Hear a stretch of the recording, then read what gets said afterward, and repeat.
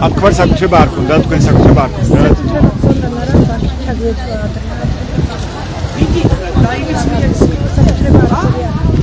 ან ბაკმა წაიღო თქვენი ქონება. სესხის სანაცვლოდ, ხო? სესხისში და რა ავაჩი იყო და ფული გამივიტანეს და ეს ბათუმში ქონდა თქვენ? და დაკარგეთ ქონება ამის გამო, ხო? არაფერი არ მაქვს. მათ ედიკაცია და სოციალური მეტინი არაფერი არ გამოდის. და სარგებლობთ სასადილოდ, ხო? ყიდულობს სასადილოთი არა. ვართავში საფარში. თავში საფარში, ბათუმის თავში საფარში. თქვენი ცხოვრება.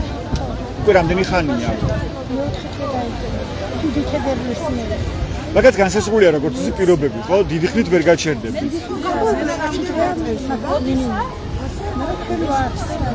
ანუ გტოვებენ ამ თავში. მაგრამ თქვენ აქირევებში იყავით ასევე, ხო? და ეს ქირის თანხას ვეღარ იხდით.